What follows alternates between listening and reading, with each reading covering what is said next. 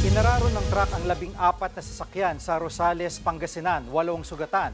Yan at iba pang disgrasya sa kalsada sa Frontline Report ni Gerard de la Peña. Nakunan sa CCTV kahapon ang pagdaan ng dump truck na kargado ng graba at buhangin sa Manila North Road sa Rosales, Pangasinan. Sa isa pang kuha ng CCTV, makikitang dumiretso ito sa mga sasakyang mabagal ang takbo hanggang sa tuluyang magkarambola. Natamaan din ng ilang signage. 14 na sasakyan ng damay sa karambola. Bumangga rin ang truck sa magkakatabing ponsya, kainan at tindahan. 8 ang sugatan. Dinala sila sa ospital. Base sa investigasyon, nawalan ng kontrol ang truck driver matapos mawalan daw ng preno. Hawak na ng pulisya ang driver. Sa isa pang kuha ng CCTV sa Motyong Samar nitong Miyerkules, makikita ang isang motorsiklong nasa gilid ng kalsada.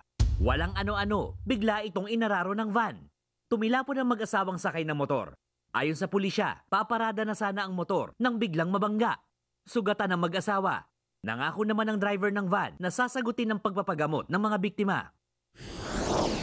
Tumagilid ang truck na yan sa bahagi ng South Drive sa Baguio. Nagkalat ang karga nitong mga sako ng dumi ng manok na ginagamit bilang pataba o fertilizer. Ayon sa truck driver, papunta sila sa La Trinidad, Benguet para i-deliver ang fertilizer.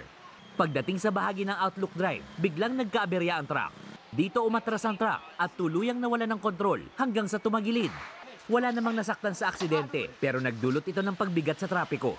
Nagbabalita mula sa Frontline, Gerard de la Peña, News 5. Mga kapatid, Jiggy Manikad po, iba na ang may alam at may pakialam sa panahon ngayon.